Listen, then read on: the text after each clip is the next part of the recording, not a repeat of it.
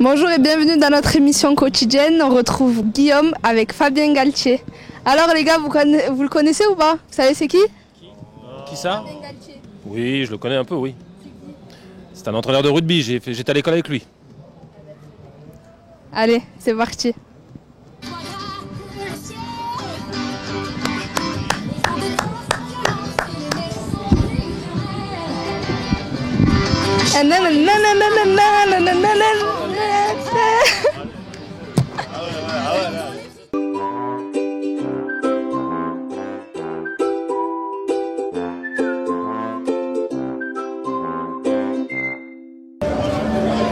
Que représente le Tour de France pour vous?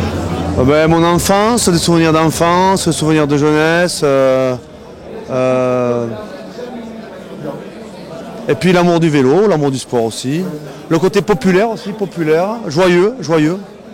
Vous vous retrouvez ici, vous êtes ancien rugbyman, vous vous retrouvez avec le Tour de France et épreuve cycliste? L'état d'esprit c'est un peu pareil, quoi. C'est brave, c'est populaire, c'est près du terroir. Des valeurs qu'on partage avec les cyclistes, quoi. Justement, que représente le Tour de France pour vous? C'est vraiment un événement populaire, c'est la fête? Tout à fait. Un événement populaire, une tradition ancestrale, un monument historique.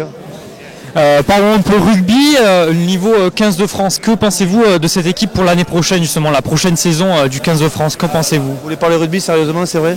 Est-ce que c'est un beau sujet? Je sais pas, non. Bon, alors, un sujet sur le rugby. Alors, sur le 15 de France et sur quoi? Juste le 15 de France et comment l'avenir... L'équipe souffre, depuis un certain nombre d'années. On souffre parce qu'on a été décroché au niveau mondial depuis quelques années. Peut-être que ça va revenir, mais pour le moment, on est en souffrance, quoi. Donc on attend que ça passe. Entre les différents maillots du Tour de France, maillot vert, maillot jaune, maillot à pois, quel coureur seriez-vous si vous étiez sur un vélo? En toute modestie, parce que pour en faire du vélo, je me rends compte que c'est impossible d'être. C'est tellement dur. J'aime bien le maillot du meilleur grimpeur, bien sûr. Parce que les montagnes, parce que. Je sais pas, j'aime bien la montagne. Voilà, je dirais le grimpeur. Parfait. Nous, notre projet, c'est de faire partir le Tour de France au pied de nos tours dans notre quartier populaire à Bagatelle, à Toulouse. Que pensez-vous de cette initiative? Ah, mais pourquoi pas, c'est une bonne idée ça. Je connais bien Bagatelle en plus. Bagatelle, le Mirail, c'est ça, hein? C'est ça. Ouais. Alors justement, on parle de Toulouse. Que pensez-vous du stade toulousain? Qu'est-ce que je pense de ça toulousain?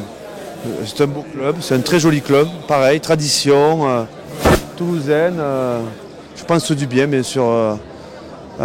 Populaire, ancré. Toulouse, quoi. Toulouse, sans ça toulousain, ce serait pas Toulouse. Hein. C'est sûr. Et est-ce que l'année prochaine, on peut viser une finale peut-être? Oh là là, pourquoi pas? Ça vous est souvent arrivé. Ça vous est souvent arrivé. Le mot de la fin? Le mot de la fin. Bonne journée à tout le monde. Merci beaucoup. Alors je suis avec Louis-Pierre pour le quiz du jour, c'est parti. Qui remportera sur le tour 20 contre-la-montre durant sa carrière? Oh là là, c'est dur, j'en ai aucune idée. C'est un Français. C'est un Français. 20 contre-la-montre sur le tour, c'est pas Jackie Durand. C'est pas Richard Virenque qui est un grimpeur. Quel Français? C'est pas Bernard Hinault? Si, c'est lui, voilà, un point. En quelle année le contre-la-montre est-il apparu sur le Tour de France entre 1920 et 1950? 32. Un petit peu plus. Un petit peu plus. 35? Moins? 34. 34. Ah ça va, t'étais prêt quand même. Hein. T'as vu? En 1987, un contre-la-montre particulier s'est déroulé sur un col mythique, lequel? L'Alpe d'Huez, l'Izoard, le Mont Ventoux ou le Galibier? C'était à l'Isoire. Non. C'était au Mont Ventoux alors. Oui, c'était au Mont Ventoux. Qui perdra le tour pour 8 petites secondes sur le dernier contre-la-montre en 1989? Prénom et nom. Mais j'étais pas né. J'en ai aucune idée. Laurent Fignon. Laurent Fignon qui perd sur 89, oui. Bah oui, en plus on la voit souvent l'image. C'est une honte.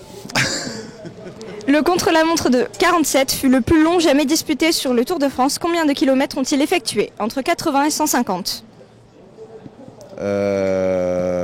C'est une très bonne question, tu me les donneras pour préparer les émissions à l'avenir. Entre 80 et 150, allez, je vais dire 110. Plus.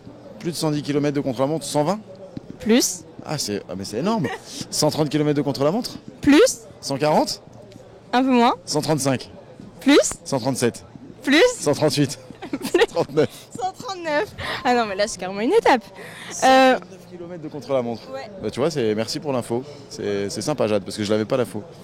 En 49, qui profitera d'un contre-la-montre pour reléguer son adversaire de l'époque, deuxième de l'étape, à plus de 7 minutes? Gino Bartali, Fausto Coppi, Ferdi Kubler, Jean Robic.